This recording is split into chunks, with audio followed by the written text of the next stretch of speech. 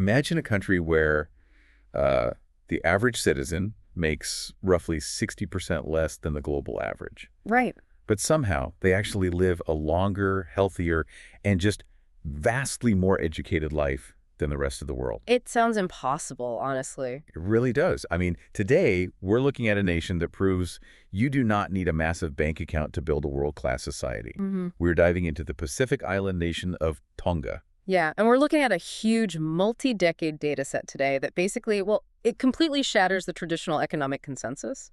Because for so long, the assumption has been that a higher gross domestic product, just pure economic wealth, Yeah. is the only reliable engine for human progress. Right, that economic wealth just automatically equals human well-being. Exactly. And we are going to test that assumption by looking at a real-world prototype of a society that is operating on an entirely different set of rules. So, welcome to this deep dive. If you're joining us, you are probably someone who appreciates, looking past the surface-level narratives to figure out how things actually work under the hood. Yeah. Our mission today is to thoroughly explore a really vast collection of global indices.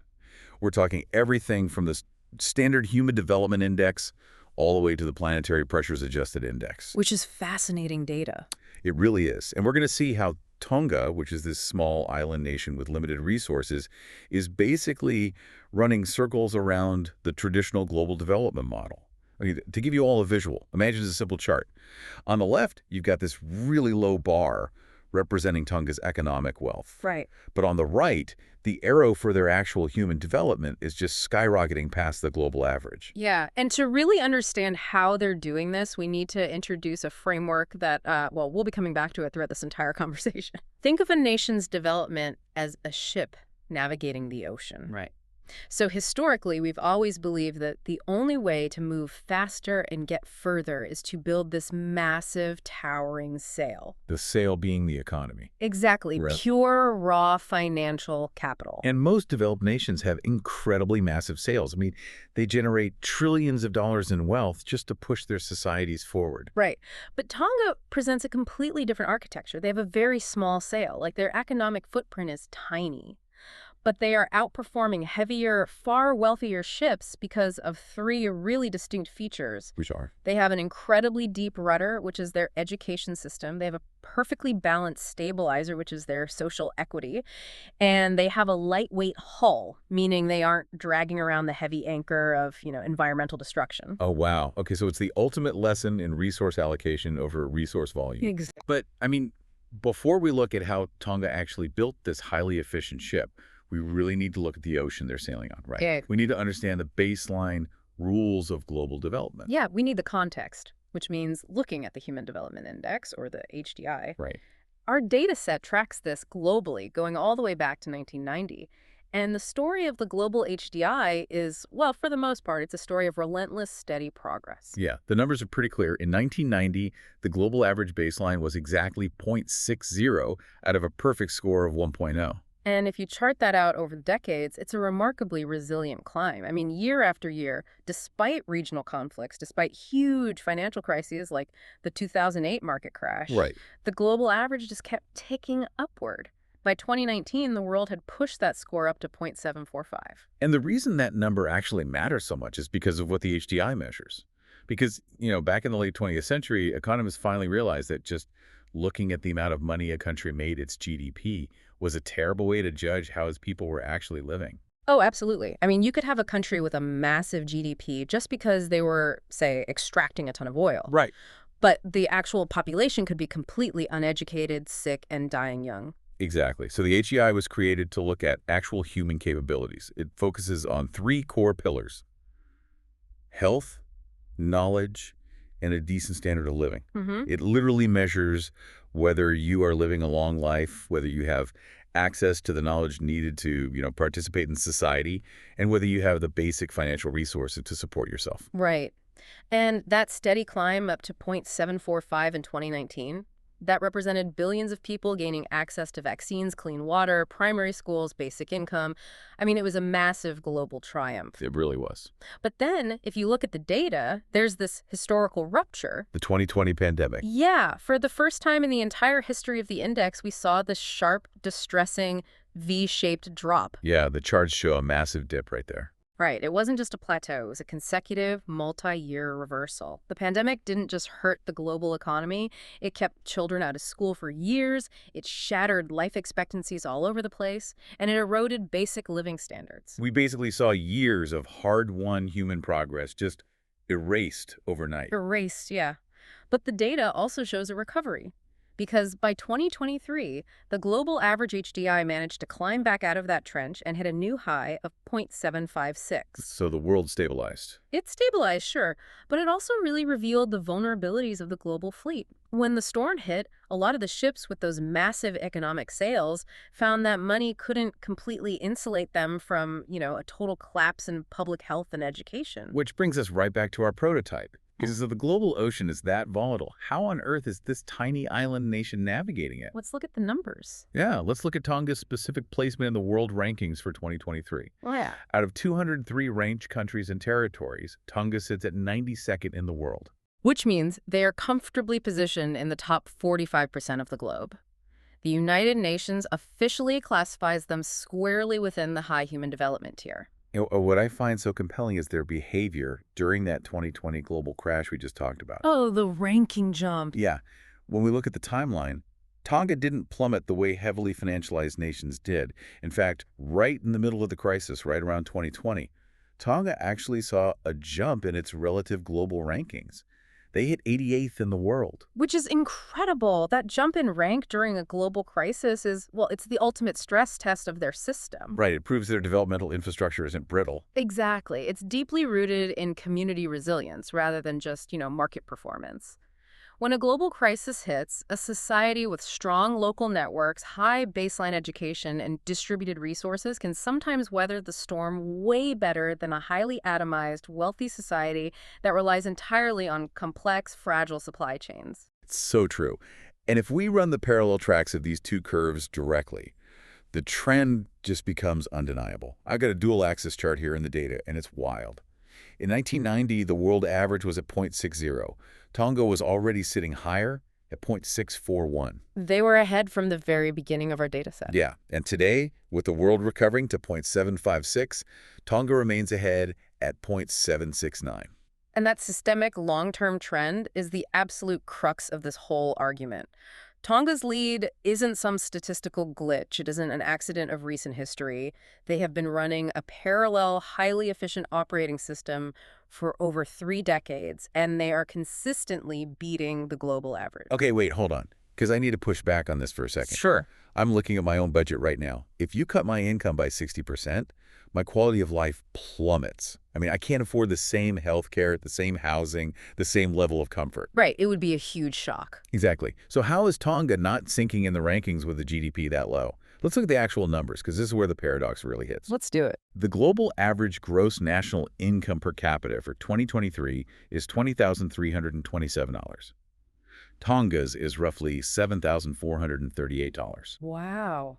Yeah, that is a mere 36.6% of the global average. It's a massive financial deficit. Right. So if the HDI calculates health, education, and income, that income dimension has to be a massive, heavy anchor dragging their score down. Oh, it is. It is a massive anchor. The income index for Tonga is remarkably low compared to the other countries they're competing with in that high human development tier.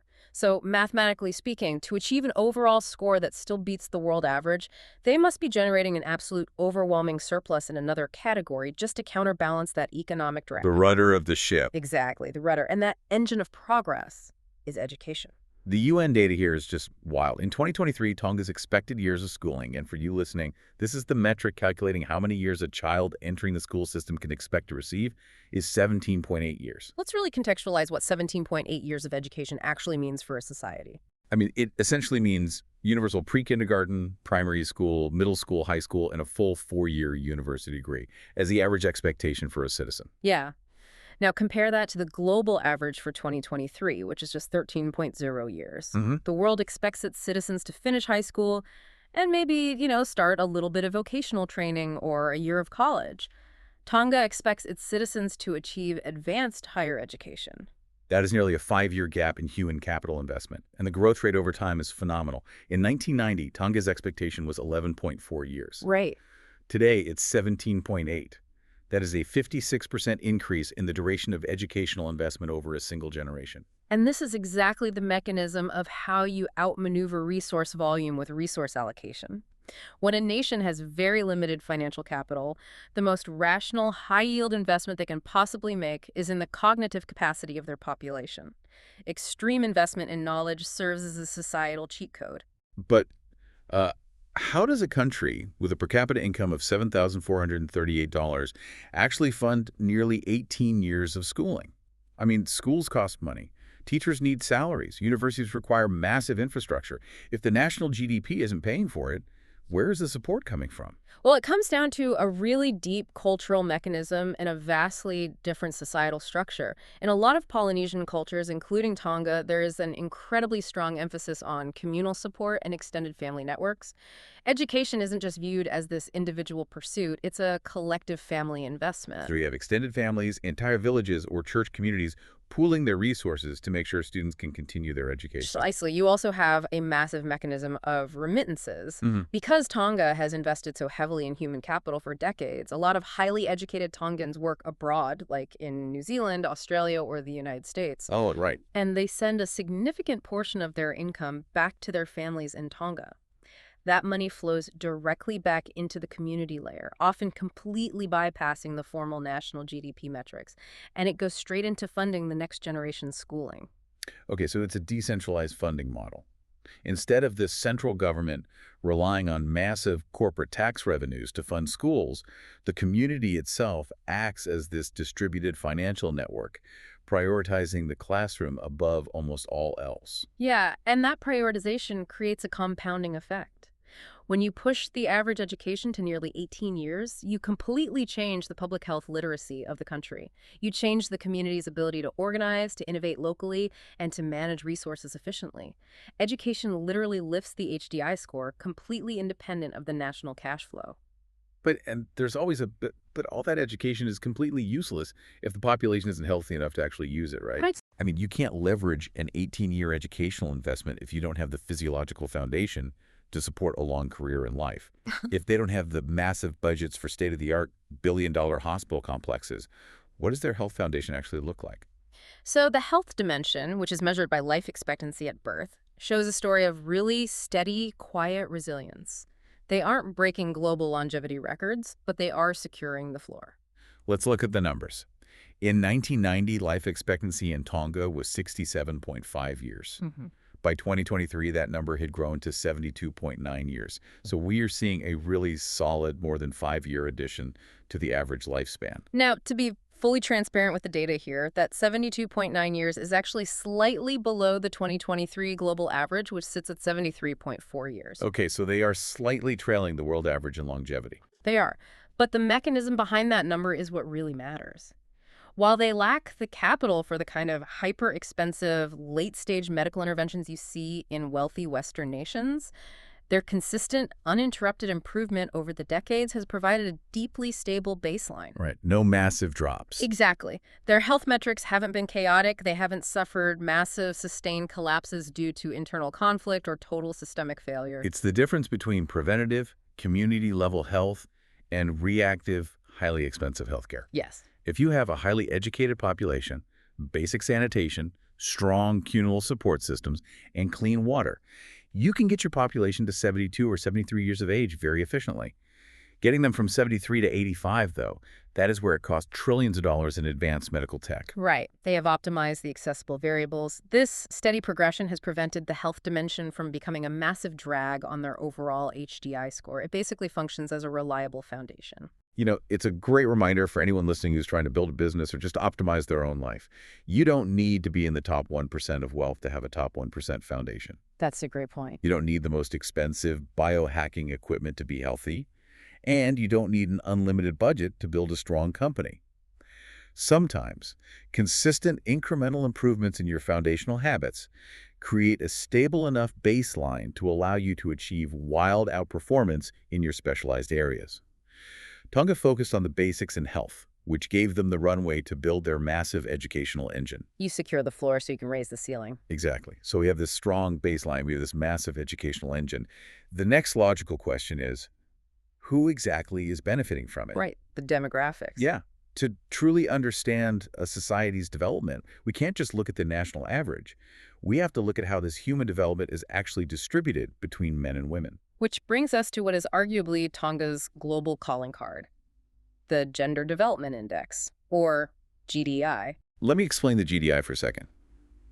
The Gender Development Index measures gender gaps in human development achievements. It takes those exact same three dimensions we've been talking about, health, knowledge, and living standards, and calculates them completely separately for women and men. The ultimate goal is a GDI score of exactly 1.0, which would mean there is perfect absolute parity between men and women. Yeah, a 1.0 is the holy grail of gender equality in developmental economics. But keeping that 1.0 target in mind, Tonga's GDI value for 2023 is 0.998. It's nearly perfect one-to-one parity. Yeah. They rank 34th globally on this specific index. A score of 0.998 represents a level of parity that is incredibly rare. I mean, there are many of the wealthiest, most culturally progressive Western nations in the world that have not achieved a GDI of 0.998. Right. Tonga has essentially managed to construct a society where, at a fundamental level of human capacity, being born male or female makes almost zero difference to your developmental outcome. And if we look at the mechanics of how they achieve this, particularly in education, the data reveals a really fascinating dynamic. Because it isn't just that women caught up to men.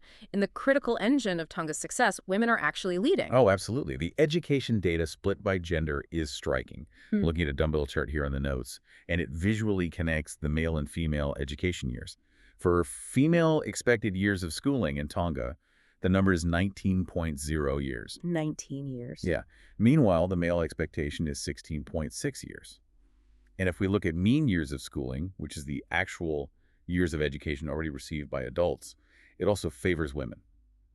The female mean is 11.0 years compared to the male mean of 10.8 years. To use our ship metaphor again, if education is the rudder steering the development of Tonga, women have a firm grip on the wheel. They're acquiring more human capital, they're spending significantly more time in the educational system, and they are actively propelling the nation's statistics upward. But how does that happen culturally? Because in many developing nations, the traditional dynamic often prioritizes male education, mostly because of traditional labor expectations. Right. So why is Tonga seeing a nearly 2.5-year advantage for women in expected schooling? It's deeply tied to how the society structures roles and opportunities. In many Pacific Island economies, there is still a really heavy reliance on agriculture, fishing, and manual labor. Oh, I see. Yeah, and those are sectors that traditionally absorb a large number of young men early in life, pulling them out of the formal education system sooner. Conversely, the pathways to administrative, bureaucratic, educational, and service sector roles, which obviously require advanced degrees, those are heavily pursued by women. So there's this huge economic pull factor. Young men might leave school at, say, 16 to enter the physical workforce or the traditional economy, while young women stay in the system to pursue university degrees that lead to professional careers. Yes, exactly. And there is also a really profound cultural element here. Tongan society has a very complex traditional structure where women, particularly sisters within the family unit, hold significant cultural respect and ceremonial authority. Oh, interesting. Yeah, and this cultural foundation of respect translates very smoothly into familial support for daughters pursuing extensive higher education. Okay, so women are vastly more educated. They hold immense cultural respect. They have nearly perfect parity in basic human capabilities. They must be running the country, right? And here we hit the paradox. Right. The data forces us to confront a pretty jarring contradiction. Yeah, because we just established that Tonga ranks 34th in the world in the Gender Development Index. Yet when we bring up a contrasting data set, the Gender Inequality Index, or GII Tonga, ranks all the way down 120th in the world. It's a massive... Wait, so you're telling me a country with almost perfect parity in human capacity, health, education, standard of living, simultaneously ranks in the bottom half of the world in inequality? How is that mathematically possible? It feels like those two indices should be measuring the exact same thing. It's a crucial distinction in developmental economics, actually. Because while the Gender Development Index measures basic capabilities, like can you read, are you healthy, do you have an income, the Gender Inequality Index measures empowerment and structural power. The GII specifically looks at reproductive health, labor market participation, and crucially, political representation. Structural power, that's the friction point. Let's look at the exact data point pulling their ranking down so hard. While Tongan women have incredible access to health and world-class educational duration, their representation in the national parliament in 2023 was a mere 7.14%. Single digits. Yeah. So what we are observing here is an objective roadblock to full equality. And, as impartial analysts of this data, we aren't here to layer on political judgments, but we have to acknowledge the mechanics of what the numbers are telling us. Right, we're just reporting the data. Exactly. And the data shows a society where incredibly high individual capacity has not yet translated into equal institutional power. It reflects a very complex transition phase. Yeah. You have a highly capable, highly educated female population running headfirst into a traditional decision-making ceiling. The seats in parliament, the positions of legislative power, are still overwhelmingly held by men, despite the women sitting across from them having mathematically superior educational backgrounds. It really highlights the friction between modern capabilities and historical political structures. Tonga is a constitutional monarchy with a really deep history of nobility. Right. The political system has traditional roots that are heavily patriarchal when it comes to formal national-level governance, even though, as we just discussed, women hold immense soft power and respect within the family and community layer. It proves that human development is deeply layered. Equipping a population with knowledge is step one. Reforming long-standing institutional power structures to equitably distribute decision-making is a distinctly different and often much harder step two. The rudder is incredibly strong, but access to the captain's chair is still structurally restricted. Exactly. The GII ranking acts as a structural reality check against the somewhat utopian capability score of the GDI. Right. So let's zoom back out from the specific gender dynamics to look at this society as a whole. Whenever I see a developing nation with surprisingly high average scores, my immediate cynical thought is always, okay, but who actually owns that development? The inequality question. Yeah. Does Tonga's high human development belong to everyone, or is it just hoarded by an elite few in the capital city, completely skewing the mathematical average for the rest of the island? That is the classic flaw of averages. If one person in the room is a billionaire and 9 people are penniless, the average wealth looks great on paper, but the reality on the ground is bleak. To test this in our data set, the UN uses the Inequality-Adjusted Human Development Index, or the IHDI. Let me explain how the inequality penalty works for a second. When the UN calculates the IHDI, they take the standard HDI score and essentially penalize it based on how severely unequal the society is in health, education, and income. They look at the distribution. Right. On a global scale, when you adjust the world's average HDI to account for inequality, the global average loses about 21.9% of its value. Almost a quarter.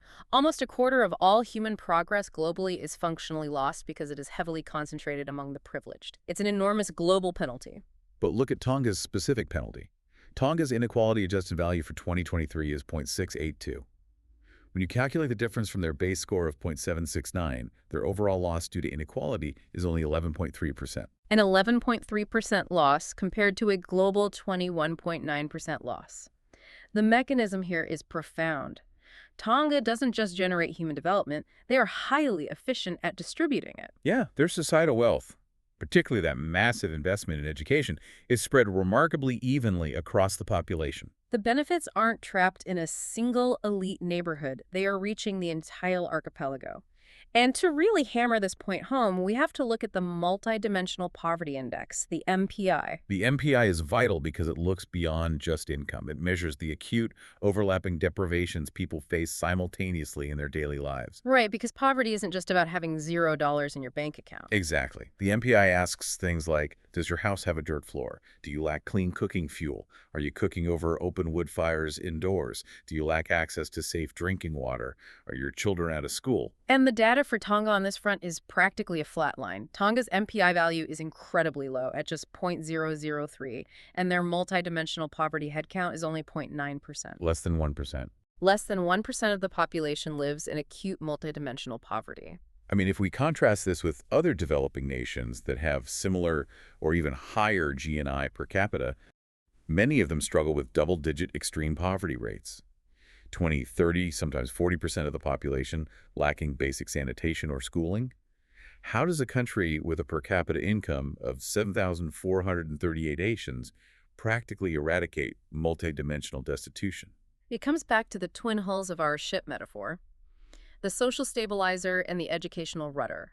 While the formal income is low, the society operates on a profound level of communal sharing.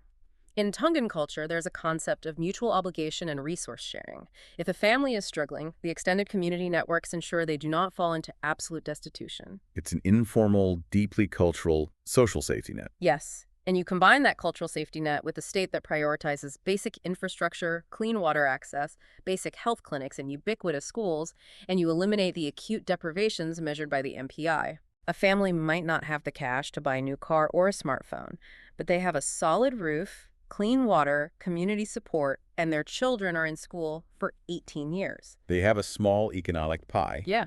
but they have sliced it so meticulously that nobody is left starving for basic human development. It completely dismantles the argument that a country must achieve massive, explosive GDP growth before it can afford to eliminate extreme poverty. You can design a system that protects baseline human dignity right now, using the resources you currently have. Which brings us to a critical, unavoidable modern context. We have spent an hour marveling at the benefits of the Tonga model, but we know that modern human development, historically speaking, usually comes at a massive, sometimes catastrophic cost to the planet. Right. Usually when a nation pushes its citizens into the high human development tier, educating everyone to a university level and eradicating poverty, they do it by burning a massive amount of fossil fuels, extracting resources, and leaving a heavy industrial footprint. The traditional path to a high HDI has almost universally been paved with carbon.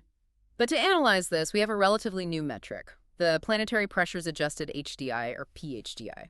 The PHDI takes a country's development score and adjusts it downward based on their per capita carbon dioxide emissions and their material footprint.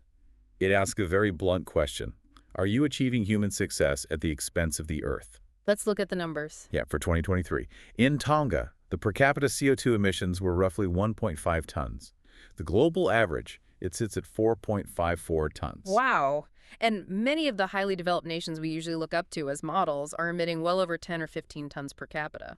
If we visualize this through a quadrant graph, the global dilemma becomes very clear. Imagine the horizontal axis is human development, and the vertical axis is environmental damage. Okay, I am visualizing it. Most of the wealthy, highly developed nations sit squarely in the top right quadrant. High development, but high environmental damage. Their massive economic sales require burning a lot of fuel. Developing nations often sit in the bottom left. Low development, low environmental damage. And the ultimate goal of the 21st century, the holy grail for every nation on Earth, is to reach the bottom right quadrant. High development, low environmental pressure. And Tonga sits firmly in that exact ideal quadrant. They are delivering world-beating human development, educating their citizens for nearly 18 years, eliminating multidimensional poverty, and achieving almost perfect gender capability parity, all while emitting a third of the global average of carbon dioxide. They aren't just an interesting statistical anomaly. In many ways, they offer a working prototype of sustainable global development. They prove that human flourishing can actually be decoupled from massive ecological destruction. They are the lightweight catamaran outperforming the heavy industrial cruise liners. Which brings us to the synthesis of this entire deep dive. We have waded through decades of global tracking and complex index calculations. But what is the ultimate takeaway? If you look at the Tonga model, what are the core pillars? Synthesizing the data, we can identify 3 core pillars of their success. Pillar number 1 is highly efficient allocation. They have proven that funneling limited national wealth directly into world-class, long-duration education yields massive, compounding developmental returns. Pillar number 2 is prioritizing equity. By achieving near-perfect parity in basic human capabilities between men and women, ranking 34th in GDI, and keeping their overall societal inequality exceptionally low at just 11.3%, they ensure that every ounce of progress actually benefits the entire society. They rely on cultural safety nets to eradicate poverty without needing massive formal wealth. And pillar number 3 is green progress. Maintaining a low material footprint while still delivering a high standard of human capability. Returning to our central metaphor, in the voyage of development, the economy is merely the sail. Education is the rudder, and fairness is the stabilizer. So Tonga has a very small sail compared to the massive economic galleons of the world. But because their rudder is perfectly tuned and their stabilizer is deeply set, they are navigating the waters of human progress better than almost anyone else. And that leads to a profound question for all of us looking at this data today. Exactly. I'm going to bring this right to you. We started this deep dive by challenging the assumption that a bigger budget is the only way to get better results. You've just heard the empirical proof that a society can liberate human potential, educate its citizens, and live sustainably without massive economic resources.